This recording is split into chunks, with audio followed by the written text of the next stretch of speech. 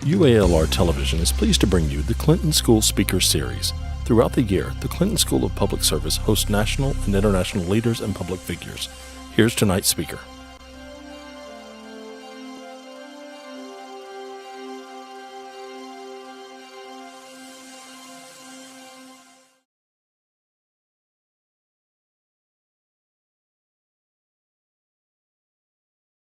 As many of you know, the Clinton School is an academic institution that strives to effect positive change around the world. And today, it is my honor to introduce a man after our own heart. Peter Ogego is the Kenyan ambassador to the United States, Mexico, and Colombia. He is a graduate of the Makerere University in Uganda and holds degrees in political science, international law, and public organization and management. The ambassador is also a scholar in development law, human rights, and social justice. He has championed HIV/AIDS prevention and awareness in Kenya and partnered with a litany of development organizations like the World Bank and UNICEF. He has also worked to protect the rights of street children and orphans and is a consummate advocate of volunteerism. A man of many successes, Ambassador Ogego is a noted Kenyan political activist, a political strategist, and has worked in both the public and private sectors throughout his life. I think it's safe to say that the ambassador is a diplomat, a scholar, and a humanitarian. And I hope that you would help me in welcoming him by saying, Karibu sana, Bwana Ogego, welcome to the Clinton School. And thank all of you for being patient and bearing with my lateness. But as you all understand, these circumstances were obviously beyond my control. We have literally landed, and Patrick was there to pick me up. I didn't even pick my little bag. I thought I should come straight here. It is indeed a great honor for me to be here at this famous institution, the Clinton Public Service School, and to join the honored list of William J. Clinton Distinguished Lecturers. I do hope that I measure up to the already very high standards set by my predecessors and add some value by stimulating the discourse on the nexus between the theoretical postulates of public service and its praxis in real-life situation, particularly from the perspective of a developing country. I'm also indeed very grateful for the honor and the privilege that I've been given to be able to speak to you about my country, Kenya, which has recently seen unprecedented challenges to the very foundation of our social fabric following the December elections, and to make a few remarks on the historical bilateral relations which exist between our two nations, the US and Kenya, in the distinguished presence of senior officials of the Clinton School of Public Service, Director of Public Programs, Patrick, who picked me at the airport, Dean Skip, Deputy Director Nikolai Dipa, whom I'm going to meet shortly. I also allow me to take this opportunity to thank the government of the United States of America, friends of Kenya, and the citizens of US of goodwill for the overwhelming support, prayers, and sympathies during the darkest moment of our history since independence. May I also, through you all, register profound gratitude to the government and the people of the state of Arkansas for the welcome and hospitality extended to Kenyans who live here and who raise their families in safe neighborhoods they now call home, away from home, and for making it possible for professional Kenyans who work within your state to fulfill their dreams, realize their full potentials, develop their talents, skills, and capacities. I also wish to sincerely thank the Director for coordinating my visit today and for the wonderful reception that I already received, and look forward to a tour of the library this afternoon. Amongst the community of nations and around global issues, Kenya has been well known as a long-standing friend and ally of the United States of America. And over the years, since the attainment of our independence in 1963, Kenya and the US have enjoyed warm and cordial relations which have stood the test of time. And even today, when we face the greatest test of our times as a nation, the US has stood with us, providing leadership in efforts to find long-lasting and sustainable solutions to our current and historical challenges. The bilateral relations, cooperation, and partnership between our two sister states are premised upon US official development assistance to Kenya, which stands at over $500 million in assistance, of which $368,000 are funds earmarked for PEPFAR. I'm sure you're all aware of the PEPFAR programs. We also have shared values of market-oriented economic policies and democratic principles and institutions such as regular elections, which we have had ever since our independence, the realization of civil liberties and freedoms, and the support of a vibrant media and a dynamic civil society. The US Embassy in Nairobi, for those who may not know, is the largest US government diplomatic mission in sub-Saharan Africa, representing 18 federal agencies with nearly 1,300 US employees and contributing about 1.5 billion US to Kenya's economy and development through sales of goods and services. And about 180 Kenyans are sponsored every year by the US government for overseas training and exchange programs. And this did not start recently. As early as 1958, the US government, through President Kennedy, organized airlifts. One of the sons of those Kenyans who benefited from the airlifts is today running for presidential post in this country. Kenya, incidentally, is also host to the United Nations Environmental Program, the Habitat, and is home to some of the most critical multilateral organizations such as the World Food Program, the United Nations Human Rights Commission, UNICEF, and their US government shareholding and budget contributions are significant. Kenya is also a regional hub for international news agencies and major media outlets, and an air transport and flight hub for Africa. That's why you will still keep seeing a lot of news about Kenya, even if some of the footages are old footages that are not relevant to the story of the day. And at the core of our bilateral relations are shared interests and common goals of advancing economic progress, democratic values, human rights, accountable government by supporting capacity building programs for the Kenyan Parliament, the Electoral Commission of Kenya, and other civil society organizations. We also cooperate in promoting prosperity, fighting poverty, investing in people through such programs like AGOA, which is the US gift to Africa, increased foreign direct investment and tourism, which we are glad that today US has surpassed Germany as the source market for our tourism industry, and the US now is number 2 next to the UK, and we still hope that more Americans will visit our region and take time off their busy schedules. We also cooperate in fighting disease and saving lives through partnership with the CDC, with PEPFAR that I've mentioned, and the program against malaria, which your current president is very strong about. We also cooperate in the fight against insecurity and international terrorism. We collaborate to foster peace and stability within the Horn of Africa. Until the recent unfortunate events in Kenya, we stood tall as a leading democracy in Africa and as a beacon of hope and stability in the region, which has been faced with a lot of political upheavals.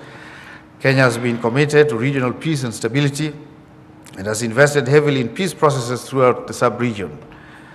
You will recall that we've been working with international partners, including the US, to ensure a safe and secure region, and we have provided leadership in finding peaceful solutions to the Sudanese and Somali conflicts. The political unrest, which recently engulfed parts of Kenya following the December elections could be attributed to a number of factors, mostly immediate and historical. And I'll be very general here so that I will allow an interaction with you. One of those factors I would call weak and nascent institutions of democracy to effectively manage an electoral process, ensuring a democratic process of electioneering and campaigns based on issues and policy choices, devoid of politically motivated acts of violence, hate and derogatory speeches, divisive sectarian planks and platforms. I also attribute it to obstructionist tendencies of the opposition. There's a tendency in Africa for the opposition to obstruct whatever is coming from the government, even if it is good for the country. So the obstructionist tendencies of the opposition, their lack of respect for the rule of law and national legal institutions and mechanisms for channeling their grievances and resolving conflicts. I need to tell you that if the opposition took the matter to court, we probably would not have witnessed the kind of ugly incidents and unnecessary deaths that we saw in the country.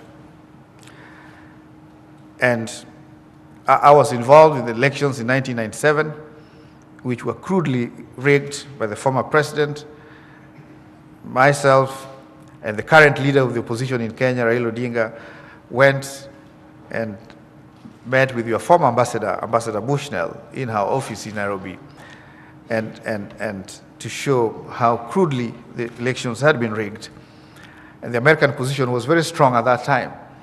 The ambassador advised us that this was Moi's last term, and that in the interest of nation, in the interest of the stability, in the interest of peace, that it was not feasible, it was not even reasonable to have a recount, a repeat of elections, or do anything outside it. The best we could do was to go to court, which is exactly what we did.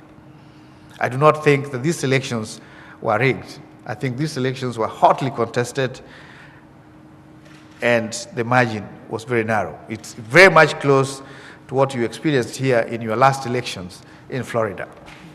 But I'll come to that later.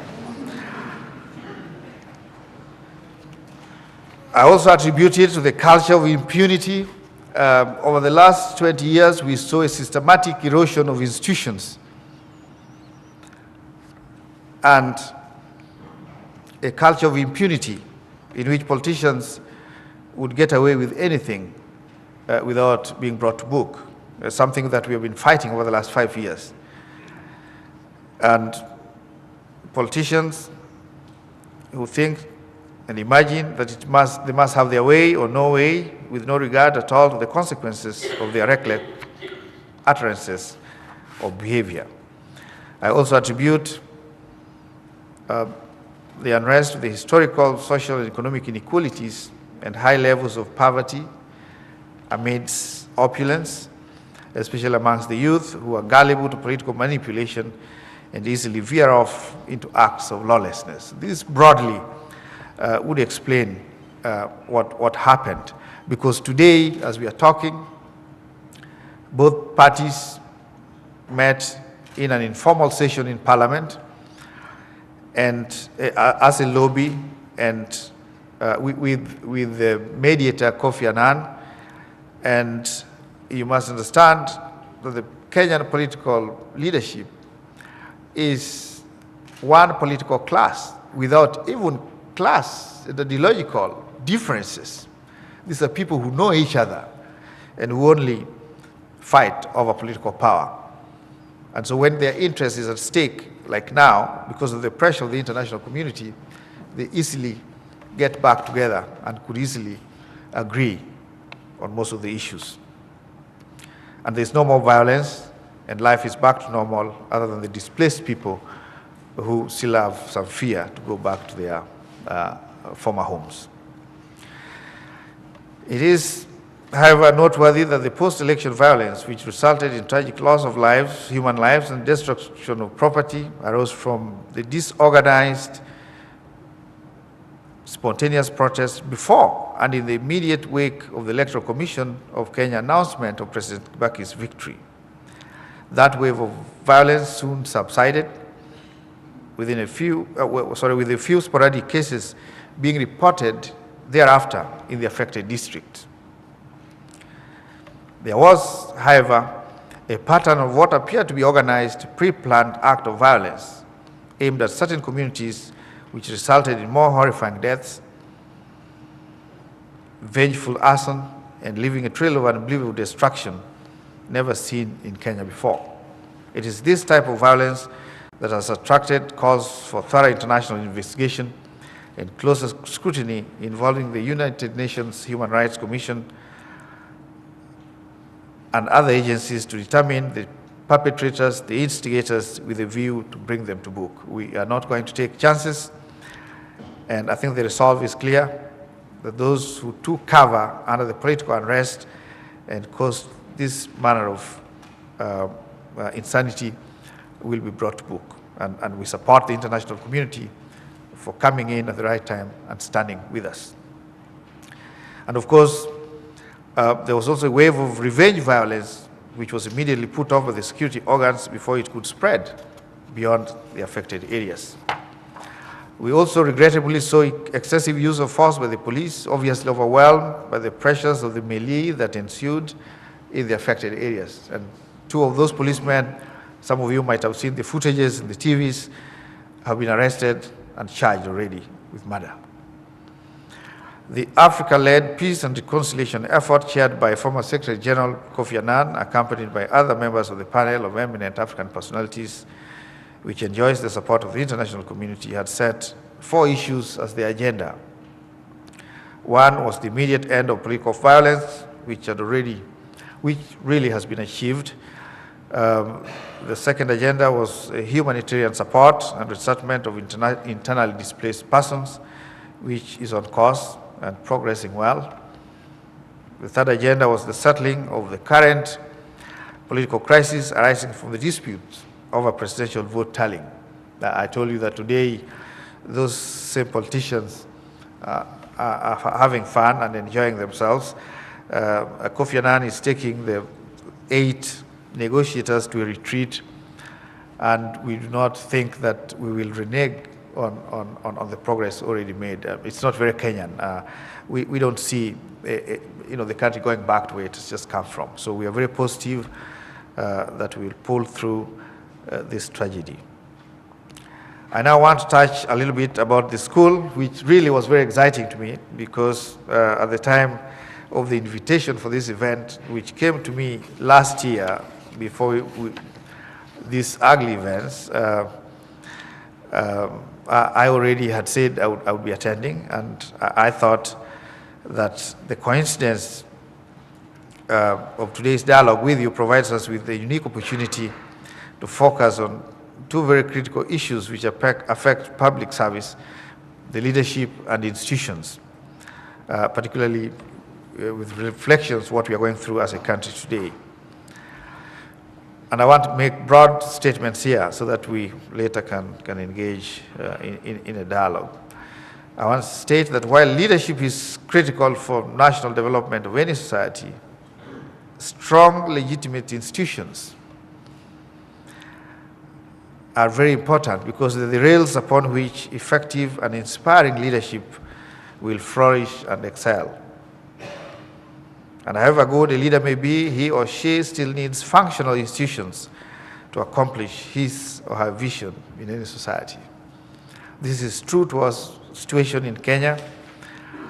President Kibaki, by all accounts, is an old Democrat, a very modest, clean man, inherited a country with eroded institutions. Over the last 5 years, what we have been trying to do is to revamp those institutions for public governance. There was a joke in Nairobi that it was cheaper to bribe a judge than to hire a lawyer. That tells you how the society was viewing the judiciary, and it's a tragedy if the judiciary attracts the cynicism and lack of legitimacy in the eyes of the public. And so I think, and this is the right place to discuss this, that institutions are so very critical that you could have good leaders, But if you don't have institutions that back them, then you're not likely to succeed. And as a student of public administration and management, I therefore really wish to applaud the vision, the mission, and the values of your school. Your vision of world leaders who work with others to build healthy, engaged, and vibrant communities, and a mission to educate and prepare individuals for public service and commitment to the common good are worthy attributes that developing countries like mine could aspire for. Your school's core values and beliefs that public service is a high calling, that trained leaders are essential to the development of vibrant communities, and that those who aspire to careers in public service have a responsibility to others are very useful lessons for us in the developing world, especially Africa, where public service is seen, unfortunately, as a training ground for professionals who want to develop their careers at the public expense, only to later desert for more lucrative jobs in the private sector, or join the civil society organizations, while those who choose to stay on see public service merely as a guarantor for secure, permanent, and pensionable job situation. So we have different scenarios here. While you see public service, and those of you who join it as a calling, for us, broadly speaking, people join the civil service to get training, after which they quit or they stay on because it's safer. You can do all manner of things, but you're safer there, you're protected. And so we have lessons to learn and also share perspectives on this regard. Based on my own experiences, it is easier to change a country's top political leadership, even top echelons of the bureaucracy. But it takes long and a sustained effort to change the values and the mindset of the middle-level cadre of the bureaucracy, which obviously is a critical cog in any bureaucratic wheel. We have had 5 years of reform. We changed the political leadership.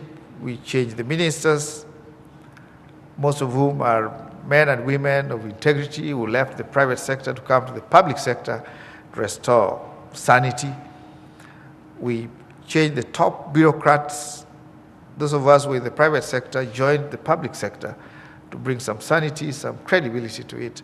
But there is a layer in our situation of middle cadres that you hardly see, you hardly meet them, and who always hide there. And these are the guys that push or delay any reforms. Those of you who are involved in matters of reform, that is a sector you may want to target. Besides, in our parts of the world, access to leadership, especially political leadership, is not necessarily through training in leadership skills. The US and other developed countries have lots of programs in leadership training. You are already going through leadership training, you're doing very well. This is not the case in our situation. And more often than not, those who scheme their way to political leadership positions themselves require training more than anybody else, and are therefore not quite capable of promoting vibrant communities. We have had cases of members of parliament who are not computer literate, who as soon as they scheme their way into parliament, then seek training themselves. And how can society develop when you do it the reverse way? It were better if we elected people that were already trained in leadership skills, and that from day one, they're ready to perform the job. So these are some of the challenges that we're going through. In our own case in Africa, for the citizens who are consumers of public services to expect requisite responsibilities from public servants, they must attain a certain level of civic competence, political awareness, and citizen responsibility, which would be commensurate with their expectations. Widespread situations of democratic deficits in Africa are accentuated by civic incompetence and lack of empowerment among sections of the marginalized and disenfranchised citizenry, conspire to make public service an inhibitive, sometimes a manipulative tool, rather than a facilitative one at the hands of the unscrupulous careerists will in dealing personnel and the ruling power cliques. We can discuss the greater details. What I mean here is that that same cadre that never gets out of the civil service, stays in there, waits for which political group comes in, assesses them, and will always do them in. And in 5 years, there's nothing to show. They always stay. I want to thank you for listening to me and again for waiting for me. I will be very delighted to engage you in any further discussions. Thank you and God bless. You have been watching the Clinton School Speaker Series, a public service program produced by UALR University Television in cooperation with the Clinton School of Public Service.